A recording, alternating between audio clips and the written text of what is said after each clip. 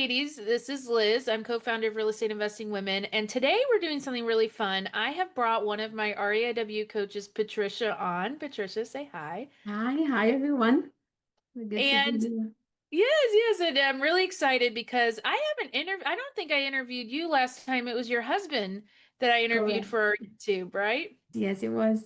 And so, what's cool about Jimmy and Patricia, and I will definitely let them share a lot of their own story, is they actually started in their real estate as our students, but they have built an impressive real estate career from it in just the 5, 6 years that we've been around them, a little longer than I think. And so I'm going to let them share their story. But Patricia, take us back to the beginning. Tell me a little bit about you and about your husband. They both coach for REIW.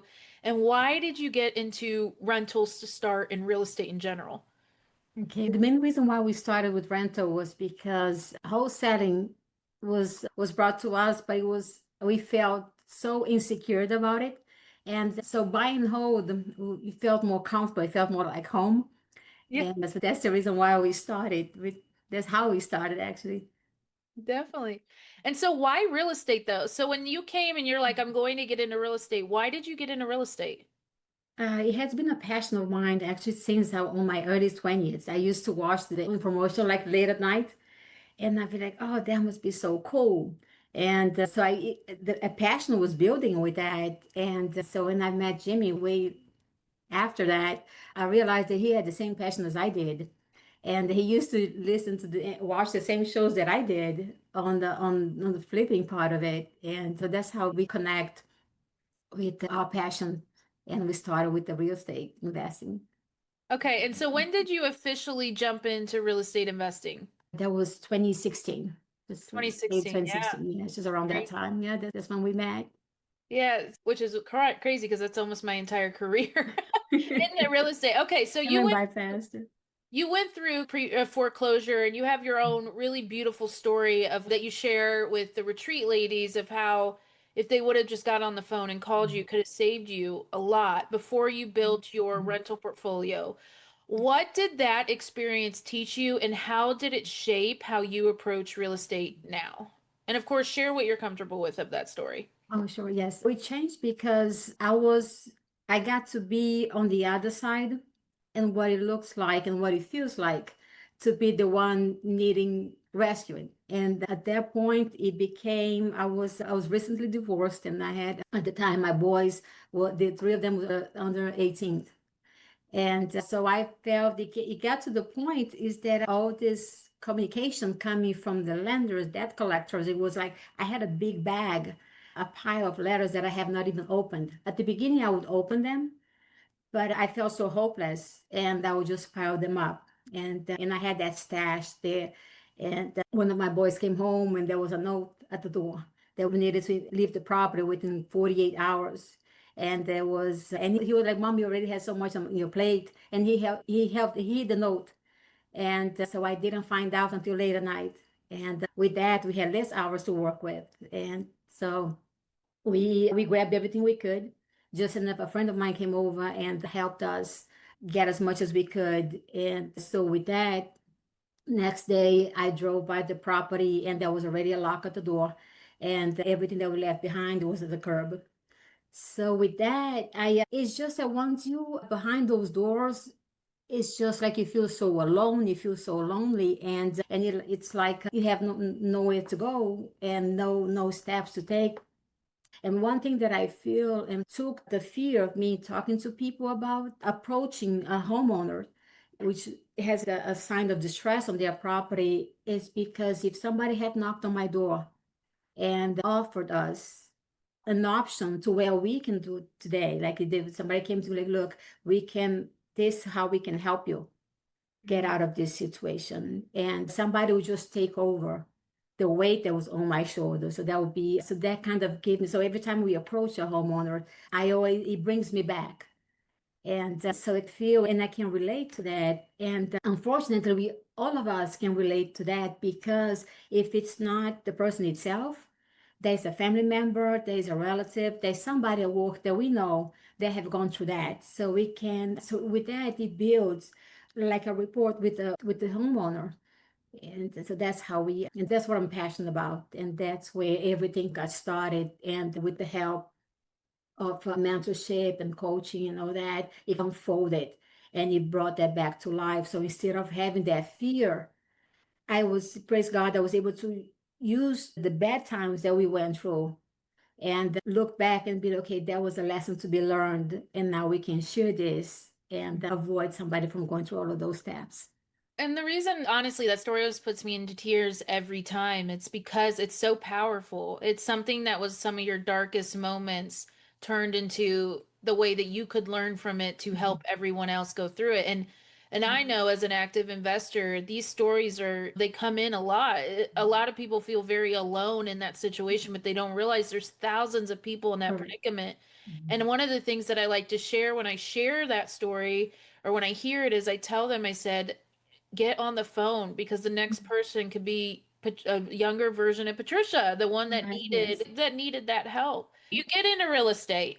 And I love this part because your first rental deal was a Mhm. doozy. So I would love for you to explain that first rental deal and how did you make it happen when you didn't have a lot to work with just yet, especially with this specific deal. Yes, the first rental it came to us, we found a property in the marketplace. And, but we had no idea what we had on our hands. So all we knew is that it looks like this has potential. And we did not know how to unfold. And so that's how we got, and it turned out that the property came attached with some liens on it, actually lots of liens on it. A lot of And leads. so there was, and those are things that we talked about, and we're like, okay, let's just rent it out and see how long we can rent it out for. And if they take the property from us, at least we tried.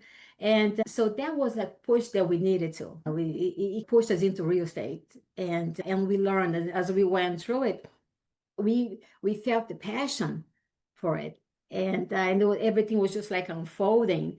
And it turned out that back then we had no funds to get the property ready. We had no funds to even get a cleaning crew in there, and so we are the ones who went in. We done all the work, and Yeah. so we done everything. And the very first day, somebody knocked on the door, and there was two brothers, and they were looking for rental, and they knocked on the door and they says, are you guys going to be renting this? And we are like, yes.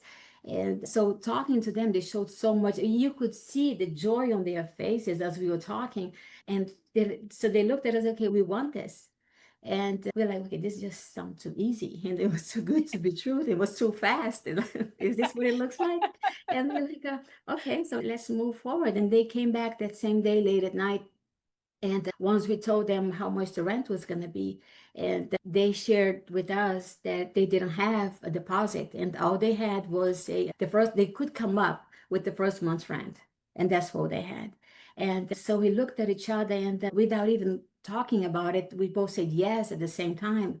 And that's when rental became so much of a part of us, because with the rental, yes, there's a profit attached to it, and yes, there is a equity that you build on, and there's so much that you can do with the rental property.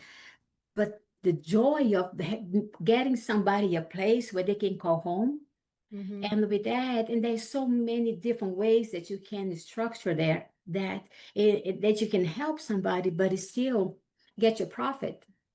And on this particular occasion, what we did was we took the first month's rent, and the deposit, we split it for 12 months, in 12 months. So they had to pay an extra $100 every month in order to come up to deposit. And so it's just like if you see those faces, you're like, okay, we are part of this. We are part of something important to somebody else. And that's when rental made sense to us. And we're like, "Hey, this is what it's all about." And then that's what we've been doing since then. We get the property ready and to provide affordable living to Yeah. people so that's how rental came along. And I really like that because you didn't do the typical route where everyone gets into wholesaling or flips. You did the rentals, but you immediately had the feedback that this is where you were supposed to be, right? Like you Exactly, yes. felt like this is the place because you know what it's like to be displaced. So Mhm. it's really nice to Correct. have that. So then you did that, you get the first deal. How did you leverage that first deal into the portfolio that you have now? With that, we were able to get those liens cleaned up from this one property. and it was not as expensive. And that's one thing that we learned. It's the tendency could be, okay, this is just too big. Let's not dig into it because we might get stuck. And it wasn't that bad. And on the contrary, the credit that we got from the seller was more than enough to pay an attorney to get those liens cleaned up. And that's when we found, and that's when that was about the same time that we met you and Laura. And what they have done for us was you both told us, okay, work with this. So we're gonna walk you through it, and you both helped us walk through it and get those liens, and just the encouragement alone, and it can be done. And that's one thing that we meet. They can be very missed on the real estate investing because it can be very lonely. And Yeah. when you're part of a community, when you're part of, you can change ideas. What is new to us? Somebody have walked that path. And it's just so encouraging, it's uplifting. And from that, we were able to get those liens cleaned up. And that property increased almost 4 times more than what we had purchased for. And with that, we're able to get the equity out of that property and just copy and paste, copy and paste. And we have done exactly the same thing with the Really have. rentals. That's You've built such a, that, you guys just bought, you just closed on a rental last week, I think, right? Jimmy said? yes, we did. Yes. Wow. It's Yeah. amazing. Look, they're still buying, everyone. They're still buying. Yeah. Okay, so We're then too active. Huh? then next did you go into fix and flip or did you go into wholesaling? I can't remember if it was fix and flip or wholesaling was the next strategy you guys added. Well, we needed to push to get into wholesaling and step away out of that fear. We ran out of money. Yep. And so we ran out of money because we were like getting the properties ready and just pulling the money from here and covering the next and the next. And then we look, okay, if we keep doing this, it's not going to look well at the end. So we have got to step that, and break that wall. So what we did, we took a few steps back and look, okay, so how can we get there? And Yep. that the wholesaling is what we stopped for a few months and we just concentrated on wholesaling, and the wholesaling paid off our rental properties, so everything was just like cash flow from that. and Wow. and not only helped us get out of that situation, but also it took it took away the veil of okay, this is not for us. Wholesaling is not for us. And it was all fear of the unknown. And so that was something that we were taught, but was very hard to wrap our heads around it. So wholesaling did become a way of having those properties paid off and I'll really never keep the cash forget that. flow. I'll never forget that. I'll never forget when Jimmy was like, I want to get into wholesaling. And Mhm. I was wholesaling at that point. So I was like, let me help you. And it was its own doozy getting you guys over the fears of it. But it was fun. And I You like that. So you used your income from wholesaling to pay off the debts with rentals, the mortgages, and all of that. Can you walk us through how you structured that and how you decided when to scale and or how you decide even now to this point when to scale or when to pay things down? Yeah, one thing that we do, we are constantly analyzing the property that we have, and we separate ourselves, our emotions from the property. And so, if we see the property is no longer producing to where we need to be, and with it, we sell the property. And so, let's say every time we go on the contract, our intention is to buy and hold. And so with that, but at the same time, side by side, we do a scenario, what it looks like if we do a wholesale with this property, what it looks like if it's a flip. So we know our numbers. And so the main thing is to hold. And once we see, okay, it's gonna cost us more, and the return is not gonna be, because it's since neither one of us do the work. We can clean, we can take the trash out, we can do all of that. But when it Yeah, comes up going with the hammer, that's not our not your thing. expertise. And Yeah, so with that, it can get, if we don't have a system in place, it can end up being costly, and it's still a great deal. It's just that to buy and hold, it's going to cost us more than it would to just wholesale it. sure. And so we just analyze where we are at that specific time. Mhm. If we have to stop the rental for a while and just wholesale, we'll do that. If it's a possibility of a flip, that's when we work the numbers in and we get our team together and we'll go and head into a flip with it. That's awesome. So when did you get into flips? How recent was that? You've been doing it for a while though. Yes, we have. It was one of the property that we had an intention to, it was a buy and hold. And Okay. we had the property ready. It was buy and hold. There was a property in Kentucky. And Jimmy had posted that on Facebook. And within minutes, one of his high school friend made a comment, oh, I'm looking for a property for my granddaughter. And this would just, it would be like perfect. The location is perfect for her, what she's looking for. The house is just enough, and what you guys done is beautiful. And okay, let's talk about it. And that's how our first flip came along. Look at It that. was, and that was, yeah.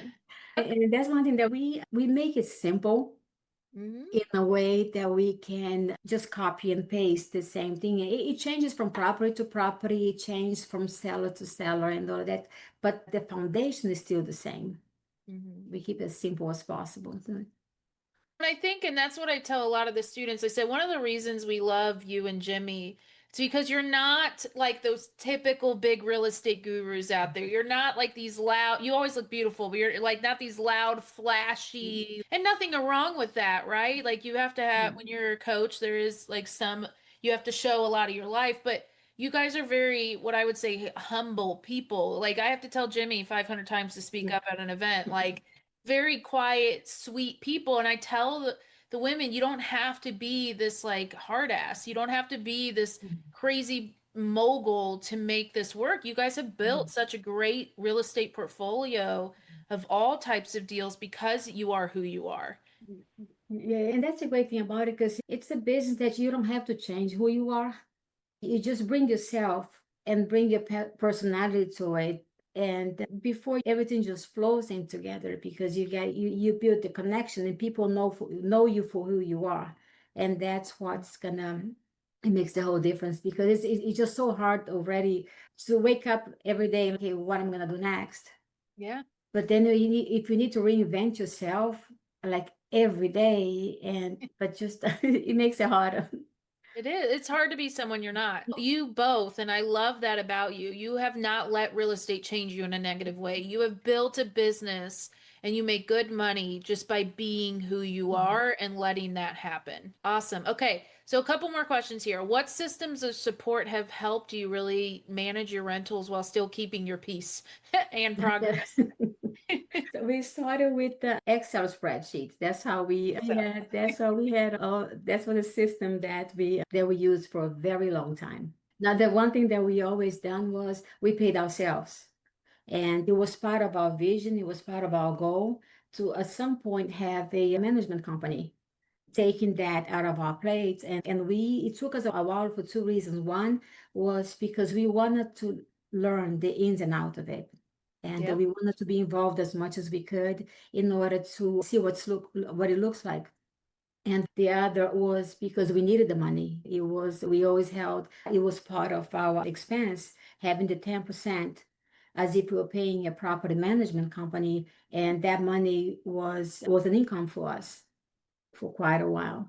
And so with that, we went for a rent ready and we changed to rent ready. And until today, we still have one property because what we did was as soon as the lease was over, before renewing it, we would turn the property to a property management. So Nice. now today we only have one property that we are still managing ourselves to rent ready, and that's in the transition of going to property management as well. So we Wow. can free up our time. Definitely. I love that though. I didn't know that. So you took the 10% and you paid yourselves instead. Correct. And that's awesome. So because you're managing it, people don't think Mhm. to do that. I love that. Okay. Mhm. That's really cool. So what would you say, because we have a lot, obviously we're a women's podcast. We have a lot of women listening who may be in tough spots, in debt, feeling behind. Maybe they don't have the money to get in rentals, but they really want that passive income. What would you say to those women who want to, that knows she wants to try and she wants to do this? I'll say not to. The main thing that stops us from doing this, and I say stops from doing anything, is fear, and fear and not believing yourself. And one question that I always ask myself is, what is my life gonna look like 5 years from now if I don't do this? Oh, it's good. And if my answer is it's gonna still be the same, then I'll take that leap of faith and I'll take that step. And that's the one thing that would stop us: fear of the unknown, fear of, and then all those thoughts comes to our mind. It's, I don't even have money to pay off my credit cards. I don't know how I'm going to pay next month's rent. How am I going to get into real estate investing without money? And it's just, and those things suppress the passion. Yeah. And we start thinking, okay, maybe this is not for me. Or I'm not smart enough. I don't know enough. I don't know people that would teach me this. And it's just like this surrounding that's what makes all the difference. And there's so many ways. And it really depends where you are at that specific day. You know, how much, okay, I cannot. And one thing that it could have helped us, going back a little bit to the beginning, what could have helped us move faster was if we had got into wholesaling first, because there was no money involved. And at that time we did not have any money. So it stopped us from moving. We could have saved, at least a couple of years if we had gone through wholesaling before. And there's so many different ways. It's just where you are today. And don't let today stop you from making the move. It's just a matter of what move do I need to take today to Mm-hmm. get where I want it to be. That's beautiful. I like that. And then so I like what you said if you would have started with wholesaling first, but because you started with rentals, Mhm. what's one thing you wish more women knew about building wealth through rental properties? You can do it. You can get into the real estate well by without having the money. And that's one thing that I always thought, when we get this much money, we can tap into real estate. Whenever let's get all of this out of the way and start saving so we can get into real estate. Yeah. And one thing there is, you can get into real estate without any money. There are ways to do it. It's not an overnight thing, but there are ways. And the longer we wait, the further away the dream gets, because then it gives enough time. If we wait too long until we have the money, there's always going to be something more important. Fear comes in, and people that are surrounding you will bring their own fears into it. That's all the money you have. Are you going to put this into real estate? This is an adventure, which is not. It's just that, okay, this is where I am today, and this is what I have to work with. I'm not gonna let the I don't have it stop me from that to I can. Yeah, I love that. Thank you. Anything else you want to say? Anything that you work with a lot of our students. So anything else you would want to say, even maybe it's like a reminder to the students too, but anything you want to say as we close out. It's just believe in yourself and show up for yourself. Show up for yourself. It doesn't matter if it's conquer your day one day at a time. And that's one thing that we have at the coach meeting, which is the win the week, and that we are so passionate about the win the week, because it sets you up for that week, and you can get one thing at a time, one step at a time, and it feels so good to check those boxes. So just believe in yourself. Don't let the small voices stop you from get for you to get from where you want to be at. I love that. And for those of you that don't know, we have if you're not a student, we have a call called Win the Week. It happens on Monday, as she's talking about, and Jimmy and Patricia lead it.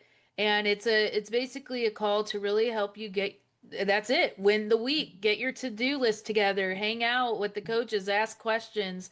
And I really love that. Patricia, for being on. I appreciate you so much. And ladies who are listening, if you're interested in more, you can check out our website, realestateinvestingwomen.com, and you can also subscribe. Bye, everyone. Thank you for having me. Thank you.